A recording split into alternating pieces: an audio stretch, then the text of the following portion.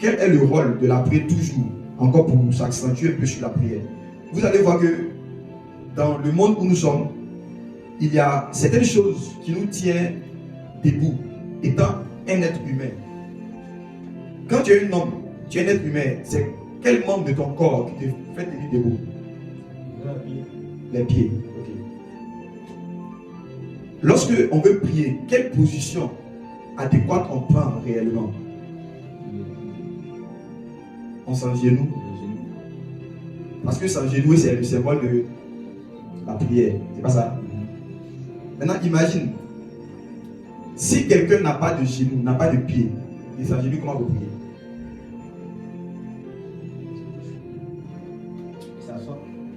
Si c'est vous, ce n'est plus la prière.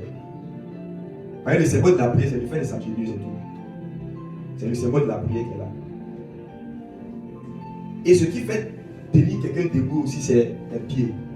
Donc, ça suffit quoi? En fait, dans le monde spirituel, c'est quelqu'un qui ne prie pas, il n'a pas de pied en fait. Or, si tu n'as pas de pied, tu as fui comment?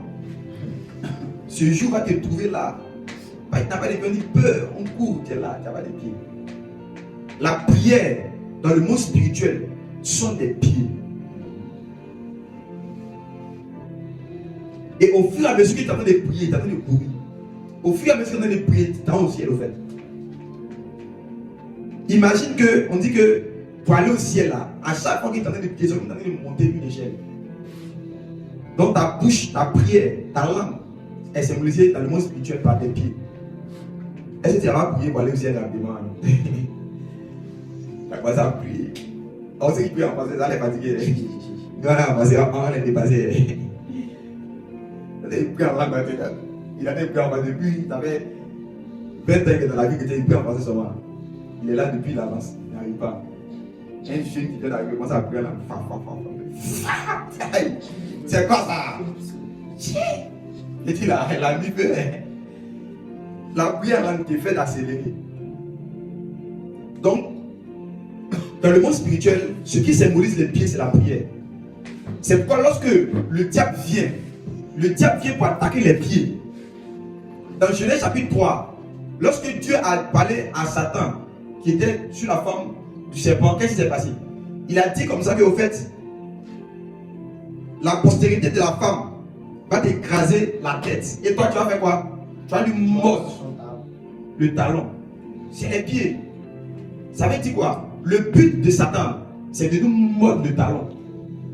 Donc, à chaque fois que tu ne pries pas, c'est parce que Satan est en train de mordre ton talon. Donc, ça va être de plus en plus difficile. Parce que Satan ne veut pas qu'on prie. Donc, il va commencer à mordre les talons. Ce qui va te tenir debout. Le symbole de ta prière, de la prière, va commencer à mordre ça régulièrement. Maintenant, le comble, c'est quoi? La Bible déclare qu'on va marcher sur les serpents. Donc, au fur et à mesure que tu pries, tu marches sur les serpents. Il te mord, tu marches. Il te mord, tu marches. Et puis, tu peux marcher. Mais si il te mord et puis tu restes là, ok. Tu vas perdre l'équilibre. Tu ne pourras plus continuer cette marche chrétienne. Parce que ce que Satan vise, c'est la vie de prière. C'est quand on n'arrive pas à prier, c'est vrai. C'est parce que Satan vise, il a des modes, ce qui te tient debout.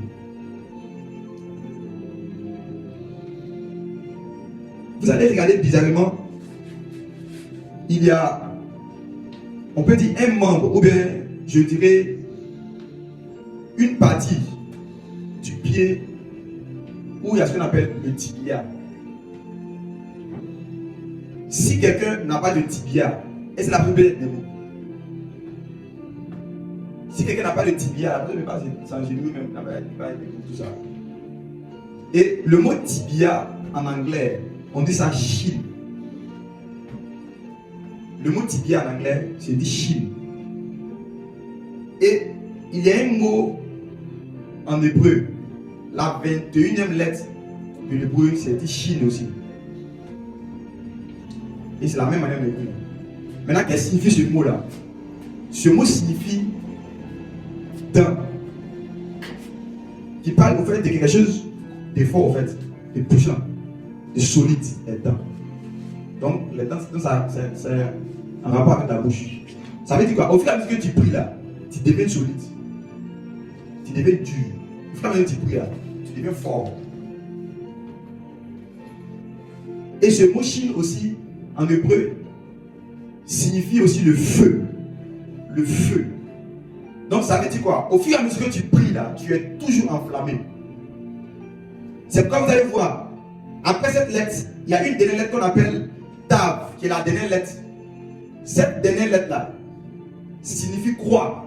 C'est pourquoi pour que Jésus puisse tenir la croix, il a fallu qu'il prie. Malgré que Satan, parce que quand Satan l'avait tenté au désert, qu'est-ce qui s'est passé? La Bible a mentionné que, au fait, Satan attendait un moment favorable pour attaquer Jésus encore. Et ce moment favorable là, c'était lorsque Jésus était à Gethsémani, où sa volonté était en train d'être vacillée. Et il a vécu Satan encore à Gethsémani, mais toujours par la prière. Par la prière. Vous voyez, la chair est faible, mais l'esprit est disposé. Veillez et priez afin que vous ne tombez pas dans la tentation. Oui? C'est un mot qui se dit quoi? Quoi? La croix, le mot qui se dit quoi? Tav. T-A-V. Donc, c'est dans la prière qu'il a vécu encore Satan là. Donc Satan essayait de le mordre. Mais il a écrasé encore sa tête. Amen. Satan n'a pas seulement une seule tête. Hein. Parce que dans la prophétie, on dit que non, on va écraser la tête et puis lui va nous mordre. Bon, quelqu'un qui on écrase la tête, il va nous mordre comment? C'est pas une seule tête. Donc vous voyez, il y a des films où on montre beaucoup de têtes de serpents, non? Qui connaît le statut de Méduse? Méduse. Ouais, elle a beaucoup de têtes de serpents. Donc imagine ça là-dessus. Grâce un t'es mort. Donc il ne faut pas prier.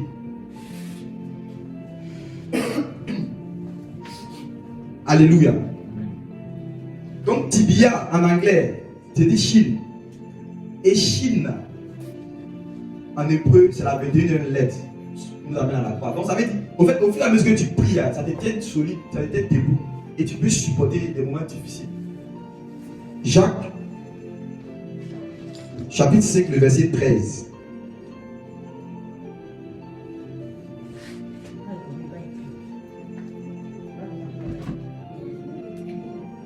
La Bible déclare ceci. Quelqu'un parmi vous est-il dans la souffrance? Qu'il prie. Alléluia. Donc pour tenir la souffrance, c'est par la prière. Celui qui ne prie pas, il ne peut pas tenir la souffrance. Il ne peut pas tenir la souffrance.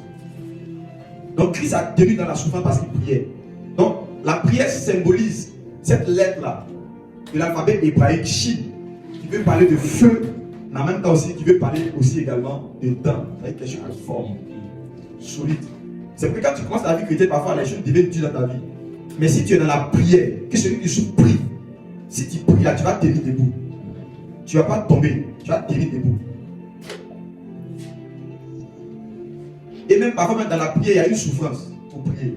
C'est difficile, tu pries, tu souffres, en fait. Mais c'est une souffrance qui va te guérir, qui va te faire du bien. C'est comme vous allez voir que tous ceux qui ne vont pas adorer la prière, qui ne vont pas aimer la prière, aimer prier le Seigneur, être beaucoup en relation avec Jésus. Quand ces personnes vont se retrouver en enfer, qu'est-ce qui va se passer? On dit qu'ils vont graisser les dents. C'est là où elles veulent prier. Trop tard. Les langues vont passer à brûler, ils ne peuvent pas bien brûler. Ils vont graisser les dents. Ce que tu n'as pas fait de ton vivant, tu n'as pas fait ça à la mort. Alléluia. Prier là, c'est souffrir, mon gars. Et quand tu le fais, tu domines ta chair, tu tiens debout, chine. Ton tibia est en place. Malgré ça, tu as attaqué ton pied. Tu es toujours debout. Alléluia. Et ce mot également a une valeur numérique de 300. Chine. C'est une valeur numérique de 300. Et vous allez voir quelque chose dans le livre de Juges, chapitre 7, le verset 6. Où on parlait des 300 soldats qui sont partis en guerre avec Gédéon. Il y avait les autres qui se sont engenouillés, bien sûr. Ici, ça parle du fait de prier bien. Ce n'est pas le fait de seulement de prier. Mais on voit des personnes qui se sont engenouillées et ils sont en train de prendre de l'eau avec la bouche simplement. Ils l'appellent l'eau en même temps. Mais il y avait 300 soldats et ils ont recueilli de l'eau dans leurs mains. Ils ont commencé à boire. Donc, c'est le fait de bien prier. La main, c'est le symbole de discernement. De discerner, de regarder.